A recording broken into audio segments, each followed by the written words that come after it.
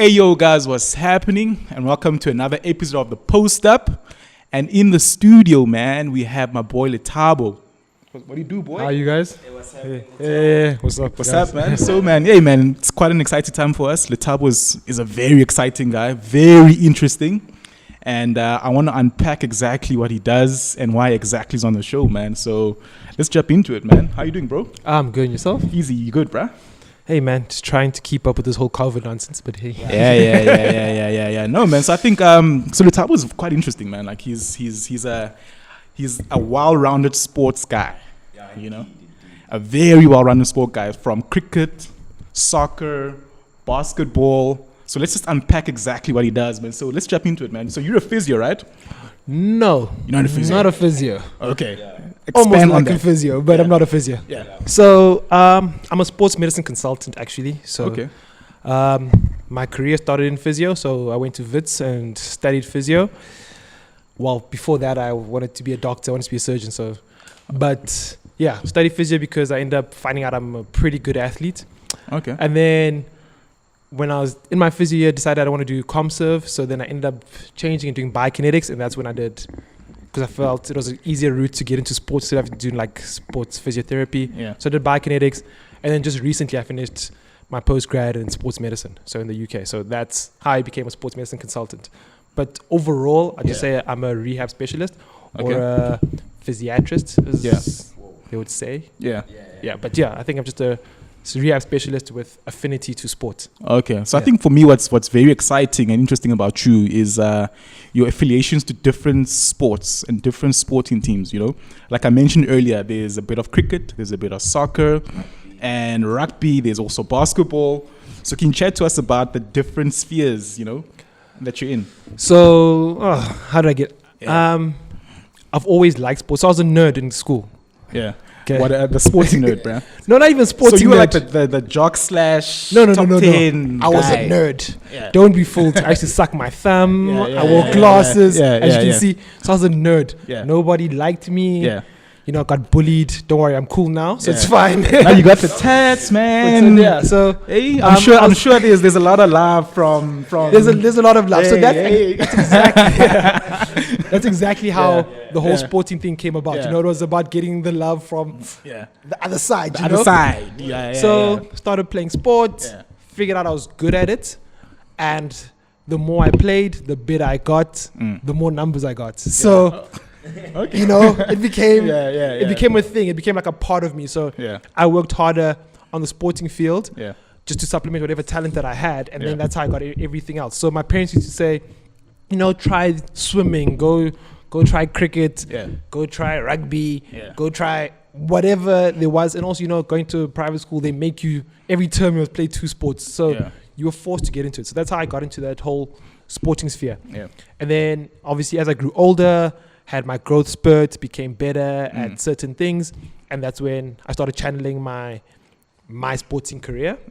And then when I got to varsity, my parents always said that you needed to have a backup in case you didn't become a professional athlete or you didn't make it in as well as you would have wanted to. Yeah. So medicine and sport became my thing. So I used to put them together. So yeah, in varsity, I started coaching basketball. Yeah. So I coached high school basketball in varsity.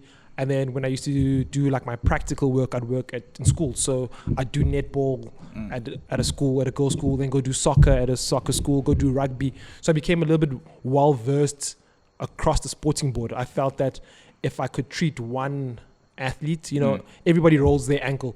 If a netball player rolls their ankle, it's the same as a rugby player or as a cricket player. So if you could treat one, you could use it across the board. It was just what came after that. How did you individualize it for the sport? So I'd immerse myself in sport and try and understand how to do this and that and everything across the board. But Yeah, I've got a question for you. Which is the common injury that athletes normally incur? Or is it also specific to a particular sport because of the dynamics and the So it is. So you don't expect like a lower body injury in an upper body sport, you know, type of situation. But the most common injury in an upper body sport would be shoulder injuries. whatever, whether it's a shoulder dislocation, a torn labrum, whatever, you know, and then lower body injuries or lower body sports, so soccer, basketball, athletics would be ACLs. ACL is your most common injury, followed by your ankle injury, so like rolling your ankle or an Achilles. But yeah, so those are the two. Okay, and chat to us more about your professional sports. I know you either play or you behind the scenes. Can you chat to us first? Let's start with the IPL, because there's areas of the IPL that you play. Then we can go over to the soccer area, and then the last bit, the basketball end that I really want to touch on. Okay. Then, So I was lucky enough to get a job in India, you know.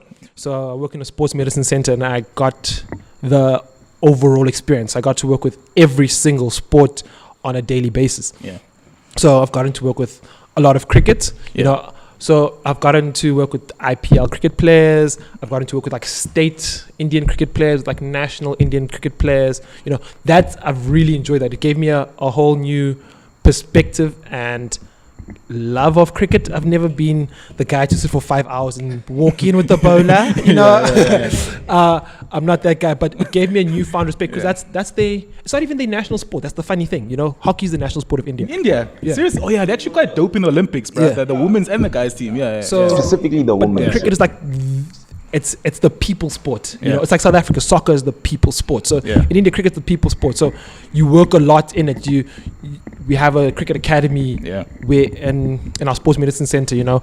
So we have ICC accredited lab. So the Australians come there to get tested. The South Africans come there. The Asian teams come there. So it's a nice environment, you know, to get to learn and immerse yourself in sport. Cricket's not something new to me, because obviously you played it in school.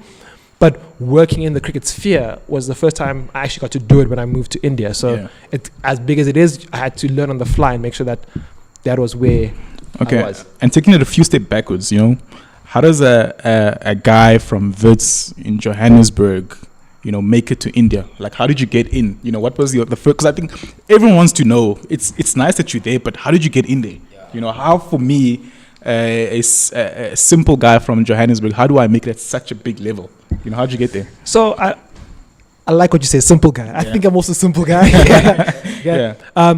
And I like to say I'm not just a Wits student, you know, I'm also a UJ student. I'm recently a graduate of the University of Wales. But what I'm saying is that for me to get there, it takes a little bit of luck, number one. You know, you got to be in the right place at the right time. It's not just a thing of, boom, you get there. I had the connections and I got there, you know. My career to get to where I was took a different path, you know.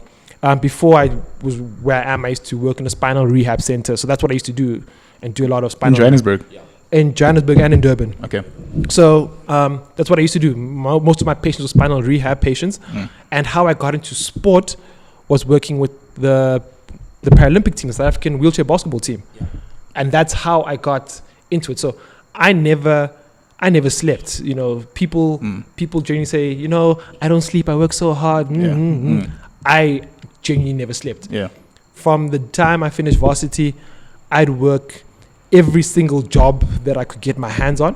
One, because I never knew where I wanted to end up in the medical world. I didn't know if I wanted to work with people with diabetes, or work with disabled people, or work in sport, or just general rehab. You know, I never knew I wanted to be a cardiac rehab. So I just said, if you offered me a job today, I'll take the job. I'm going to work from 9 to 5. And you offer me a job from 5 to 9. The next, so I would just flat out work until I figured it out. So in my few years of working, I mounted 10 years, 20 years, whatever, of experience in my little 5 years of working. So for me to be where I am, especially with the job that I have, it was one, my current boss trusting me, saying, listen, when I started, I was 27. So you're a 27-year-old, and I'm letting you run an entire department. Like, hopefully you don't mess up, you know, type of situation. So it was a little bit of luck, a little bit of confidence from my boss.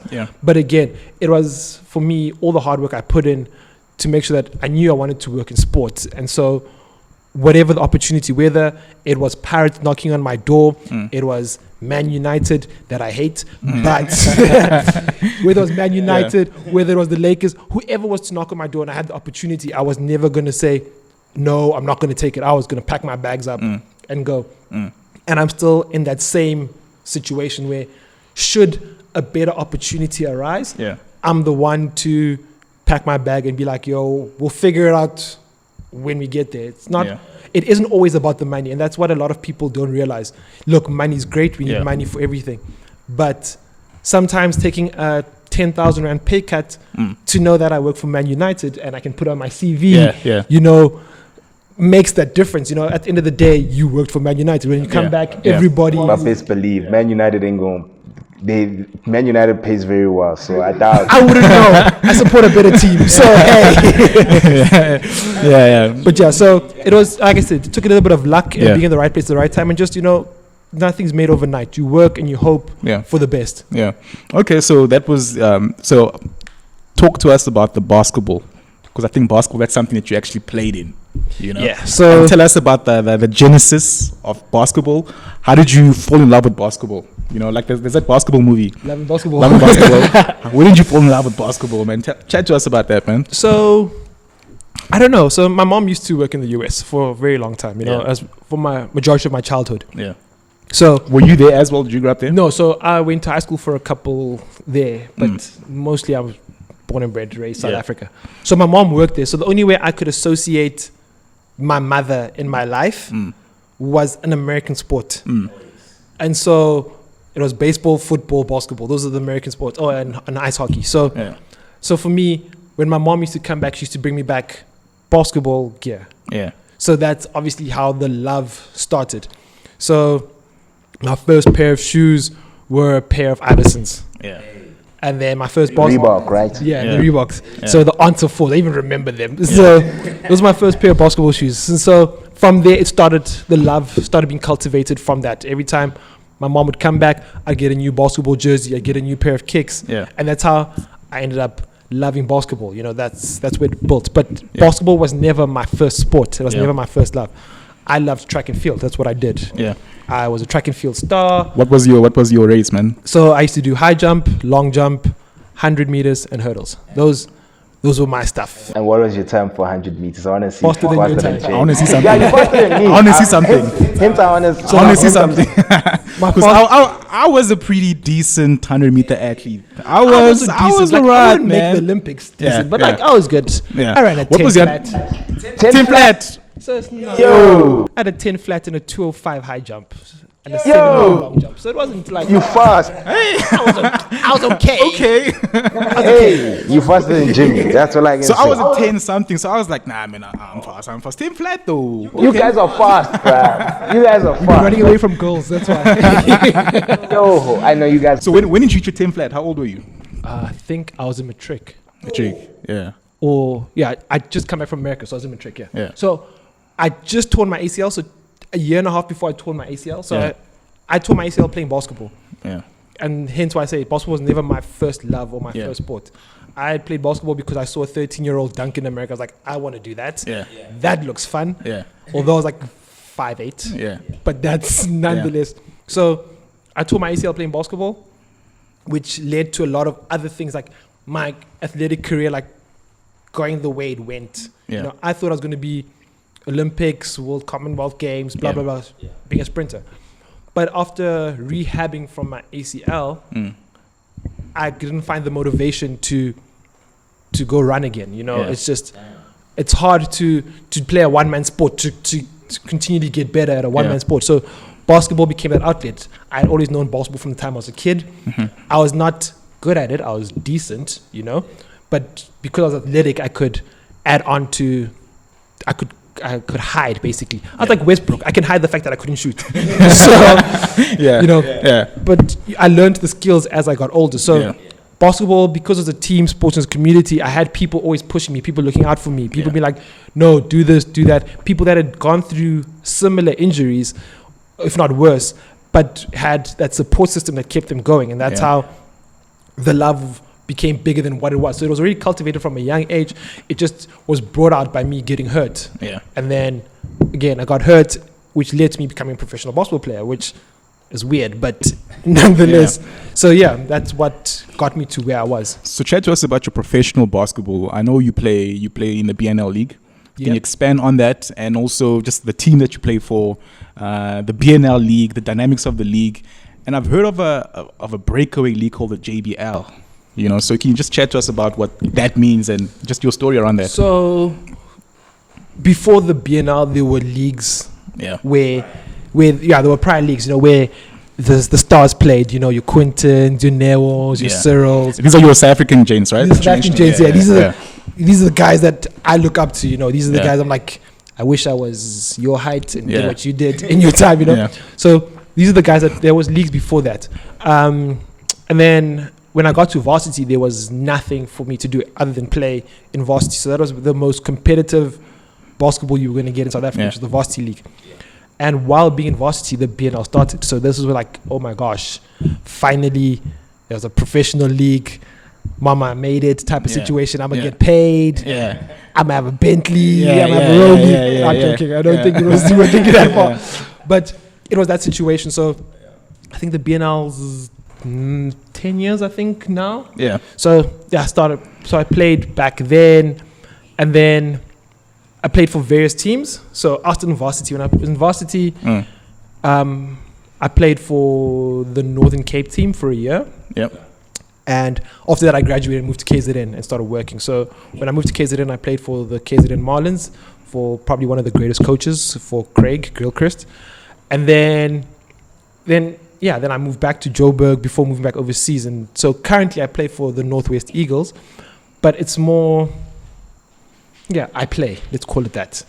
So wait, it's been 10 years now. Do you have your Bentley? Hey? I do. Okay. If you go to my car right now, there's a sticker with a B. So tell me, man. Hey, man. I'm just a casual when it comes to the basketball league, man. So are you guys getting paid though? We do get paid. I mean, are you getting paid? Like in the NBA, like proper money, racks? Let's say, are you getting like a decent salary to sustain your livelihood? No. He's a professional player. There's no decent salary. No.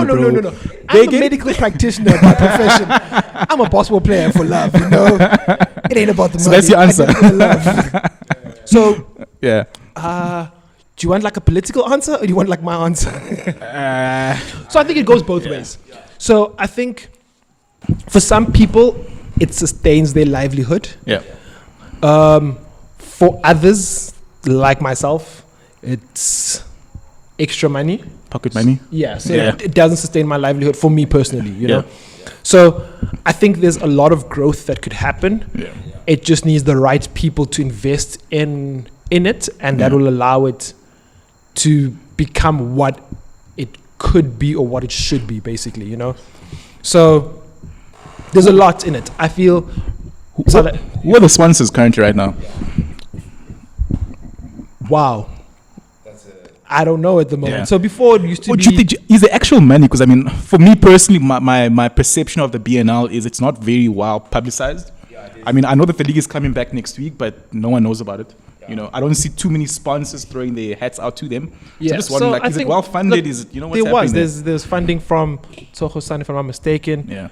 So one of the hotels, so when the teams come, that's where they stay. SAA funding for traveling across the country. Sports and Rec was there. There's Super Sport as well. So it's televised. So I guess there is that funding, but I feel that it could be better. And it's small things, where players should be allowed to have their own sponsor, or teams should be, whereas because it's a small league, they feel that a sponsor should cover the whole league. There shouldn't be you with a Bentley, you with a Ferrari, and me in a Toyota Taz type of situation. Everybody should share the wealth, and that's where I think it could be better. If you sort that out and you allow teams to have what they want, then money will grow. Okay. So you mentioned that you played for the Northwest Eagles. What position do you play? And also just in the league, like who's dominant in the league, man? In the NBA, you got your Steph Currys, you got your LeBrons, your LaMelo Ball, up and coming. Where do you play right now, and who's the top dogs in the league right now? So I'm a guard. I don't really have a real position, just because in South Africa, I'm a guard, so I have a real position. But in South Africa, I'm too tall to be a point guard. Whoa. But I'm and you're like what, 6'2"? 6'2.5", almost 6'3". yeah. So Too I'm too tall to be a point guard, but I'm too short to be like a small forward or a shooting guard, you know. So like I'm a tweener, so I don't necessarily know where I fall in terms of that, you know. I think my skill set focuses on both aspects, and depending on who I'm playing for or what team I'm playing for, will my specific skill set be aroused for that. So like if I'm playing with Quinton and Cyril and all the SA legends, then my job is really not to be a point guard. My job is to catch the ball and score. That's and that's so my job. You're basically a shooting guard when you win. If I have a team that's got a sufficient point guard and a sufficient center and sufficient good enough players, then I'll just shoot the ball and catch and shoot. That's it. Whether I score or whether I miss is irrelevant, but at least that's the thing. Whereas when you go to like my current team, where I'm a little bit of a senior player, even though, as you can see, I'm not really a senior citizen. But as a senior player, then my role changes a little bit. I'll be called maybe to take the scoring load at one point, or to have like a defense assignment, or to be the playmaker or whatever, you know. So I guess just depending on what I need to do, I will do it. I've played center before, and there's no ways I should be playing center. But there's no ways to comply in the NBA, bro. Like a 6'2" center, But I have a 40-inch vertical, so it works, you know. So, but that's the thing, you know. So it just, I'd like to say I'm a type of player I'm a utility player, basically. You know, if I need to fit into a certain situation, I'll fit in. If I have to face a guy in the post and he's bigger than me, stronger than me, I'll find a way. You know, I'll make a plan. But most times I'd say I'm a guard. And so I'm just a traditional guard. And who are the current like top teams, top players that we must look out for in the BNL? I even have an idea. Who would you say? I guess the Tshwane Suns. So Soweto Panthers. True. Because I'm from Soweto, I think that's part of the reasons why I'm just. Look, the Joburg teams are the big teams. So your Tshwane Suns, your Goli Magic, your Soweto Panthers. Those are your big teams. They have all your up and coming star players, you know. And then it's everybody else in the mix. You got like your Western Cape Mountaineers, your KZN Marlins. Everybody's in the mix. Anybody can beat anybody on any given day, you know. But your Joburg teams are, of course, the ones that are saturated with all the talent. And the top players, and when I say top players, like, do you think that there's actual prospects in the BNL right now, or even in South Africa, that can actually really make it like in the NBA? Because we see the NBA as like the pinnacle of a professional player's basketball career, you know. So what are your thoughts around that? So look, I personally don't see the NBA as the pinnacle of basketball. I feel NBA is the pinnacle of entertainment when it comes to basketball. For me, the EuroLeague would be the pinnacle of basketball. That's real basketball. Maybe not financially, but in terms of basketball, that's and which league? Like the Champions League, or the Spanish League, or the French League? I think the EuroLeague. It's called the Champions League as well, right? I don't know. No, it's called the EuroLeague. It's the Turkish. So it'll basically be the Champions League in soccer. That'd be the version. So I think that would be. So your Real Madrid, your Barcelonas, your Fenerbahce, your Bayern, Panathinaikos. Yes, exactly. Olympiacos. So that would be the pinnacle for me if I wanted to play basketball personally. Not for fame, but wanting to play basketball for me at the highest level, it would be playing in the EuroLeague. But if I wanted to play for money, of course, I'm playing in the NBA. If I wanted fame, no money, fame, endorsement, woman, life, you know, the lifestyle. If I wanted to live a taboo every day, I'd definitely be playing in the NBA. Because even on my end, like when I look at the EuroLeague and I look at the European players that play in the NBA, like your Dennis Schroeders, who's this guy, Kristaps Porzingis, Luka Doncic, like a lot of these guys who come from EuroLeague actually adapt very quickly within the NBA. I'm not sure if Tony Parker did the same thing. Yeah, he did. So and I think he played a season in the Euro, in France, but he was a starter after like 3 or 4 games in the NBA. So you'll find that a lot of French players, or not French players, but EuroLeague players are playing at the highest level at 13, 14, your Ricky Rubios, your Doncic, and so forth, you know? They're playing at the highest level from a young age. So they may not be athletic like your American players, but they understand the game of basketball. And that's the difference between a lot of NBA players and Euro players, in my personal opinion. I look at LaMelo Ball as a first-year rookie compared to to Wiseman. Okay, they play different positions, but to Wiseman. Or let's say Anthony Edwards. Or Anthony Edwards. Yeah. Anthony Edwards is an athletic guard. Yeah. You know, he's a two guard, but he's an athletic guard. Yeah. You know, he takes bad shots here and there. He's a rookie. LaMelo does the same thing. But LaMelo's vision for the game, just because he ended up going to Lithuania and playing and then going to play in Australia, you know, he has a different understanding of basketball because he's played at the highest level. Yeah. And he played against grown men, whereas Anthony Edwards played against people his age, so he could dominate. So he didn't need to learn the game. And obviously, as he gets older, his game will transform and change and catch up to his talents, you know. But that's how I feel. So I feel like a lot of EuroLeague players have that development. They understand the game, and when they get to the NBA, they don't translate to what the NBA wants, because NBA is an entertainment league. It's not. It's not about, oh, can you give the perfect pick and roll and this dive pass, and you know, like that's what college ball is supposed to be. It's supposed to be learning how to do a proper play and a proper this. By the time you get to the NBA, you're not necessarily learning that, but implementing it at the highest level. So because of one and done in the NCAA, you end up not necessarily having those people learning those times, whereas in the EuroLeague, those being cultivated 13, 14, 15. By the time they're 18, they're playing as if they're 35. Yeah, exactly. And it just shows you, and in the EuroLeague, I feel like it's all about skill set and not about you being athletic. Exactly. You know? Yeah. And then when I look at, even in the NBA, when I look at guys like, okay, he of course played in the NCAA, but when I look at Chris Paul is not the most athletic person, but hey, Similar to Steph Curry as well. Yeah, Exactly. his brain, you know, and that's part of the reasons why I rate the EuroLeague a lot as well. It's because of the players that come from the EuroLeague, their brain. Even who's this guy from the Nuggets?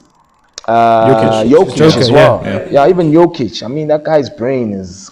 It's on. Yeah, no, but for real, man. No, man, it's been such a dope episode, man. So, Thanks, man, guys. for if there are guys who want to know more about you, I know there's a YouTube channel that's coming up in the pipeline in the next couple of weeks. I hope in the next couple of days, but you know, this YouTube, Let's put pressure. Days, man. this So YouTube stuff is hard, guys.